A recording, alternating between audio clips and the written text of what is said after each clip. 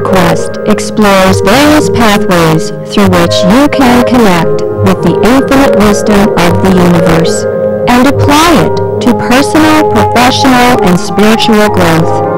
This program, featuring accomplished practitioners, educators, and authors, is provided by Infinity Foundation, an innovative center for holistic studies and research. We invite you to share this journey with us.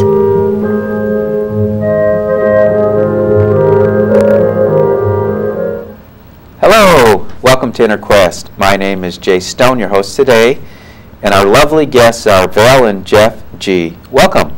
Thank you. Thank you. Val and Jeff are authors of several books, including the one we'll discuss tonight. It's called The Winner's Attitude. Val and Jeff have been married since 1970, have been running their training business together since 1985.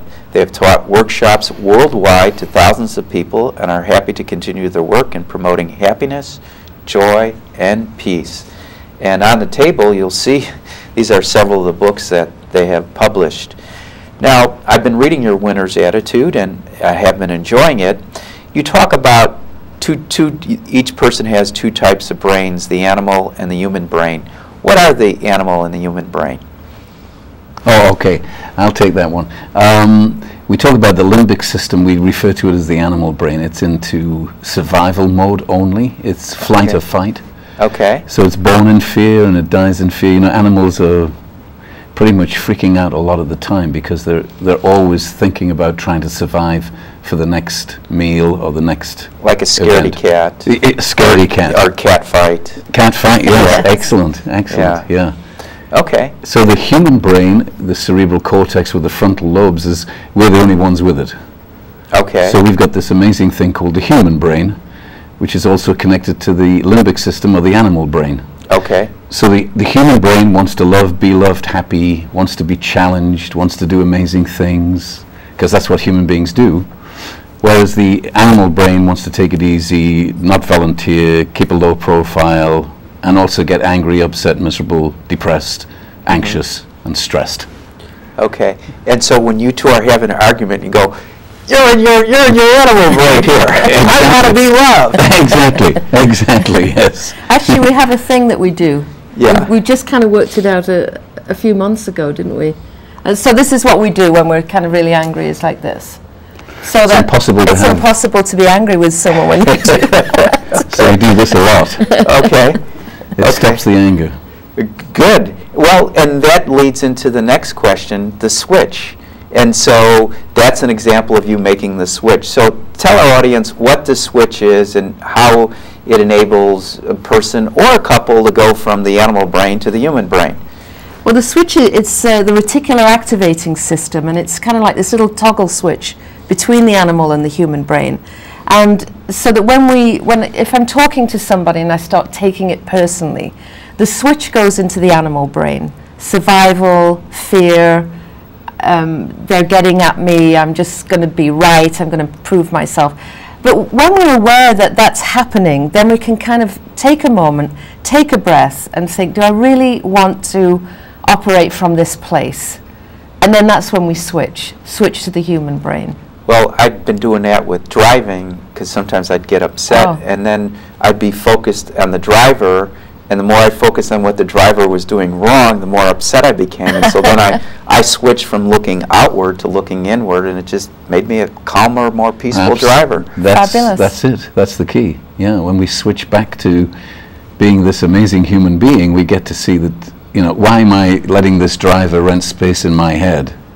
They don't even know that we're doing it. Yeah. I'm freaking out in my car, and they're just still driving on quite happily. So it's ridiculous. Except that survival brain keeps kicking in all the time and saying, no, no, no, they're a problem. Look at what they did. Go for them. Have bad thoughts. And this animal brain, goes back to like the caveman, cavewoman, basic life or death survival mode. Absolutely, absolutely. Yeah. Now, I haven't read all of your books, but a lot of your books, or I'd say almost all of your books, are business oriented. How does someone use the switch in a business setting? Well, quite a lot. You know how many times we've been in meetings and we're sitting there wondering why we're even in the meeting. We don't even understand what it's about. I have a friend who calls staff meetings staff infections. Yes. Yes. Staphylococcus as well.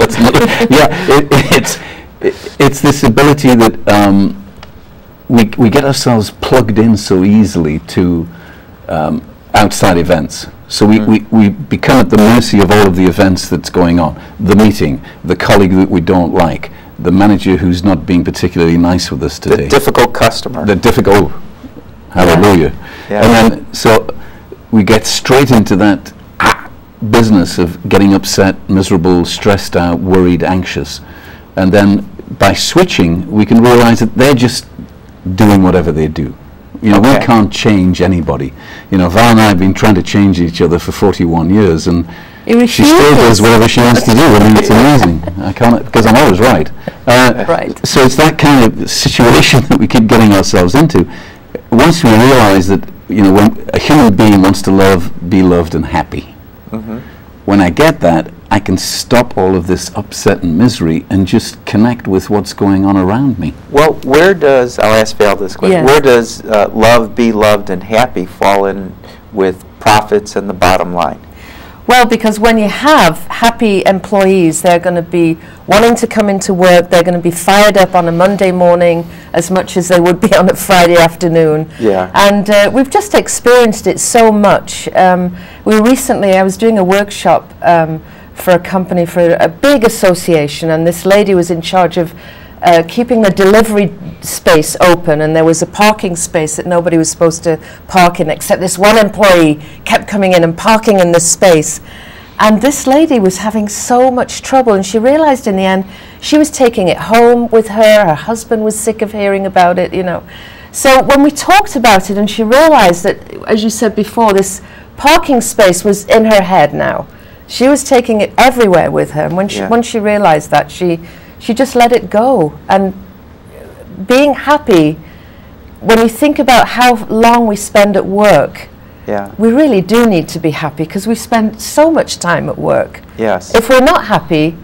Well, especially for you two, you better be happy because you're working with each other. Yes. But I was kind of thinking of the opposite. When you have an unhappy employee, it's like everybody wants to stay away from that particular person. Yes. It brings the office morale down. Totally. I mean, Totally. lots and lots of surveys on getting somebody who's upset, miserable. They can actually affect the whole office area. We call them energy suckers. The people that you know, they come into your cube and talk to you for 3 minutes, and you have to lie down for half an hour to get over them. It's that kind of atmosphere that's going on. Well, my next question was going to be, how do you handle an angry person? But I really should ask, since you brought it up, how do you handle an energy vampire? Right. Well, the first thing is keep out of their way. Yeah. So if you do see them coming, hide behind your cubicle so they don't see you. But if you do, just understand that that's what they are. I mean, they don't know what they're doing. So my job as a human being is to be great with them. And the more I'm great with them, the more they realize what's going on, and then they start to be great with me. You know, it's like this, you know, if I shine my light, then that gives permission for other people to shine theirs. So having this open-mindedness about people are people. I mean, I can't control. There's great people in my life, there's kind of okay people in my life, and there's people that are not so nice. So I'm at the effect of, or I decide to be great with all of them. It only requires me to change, to switch my mind, to get back into being great again. And how long does it take for someone to learn switch?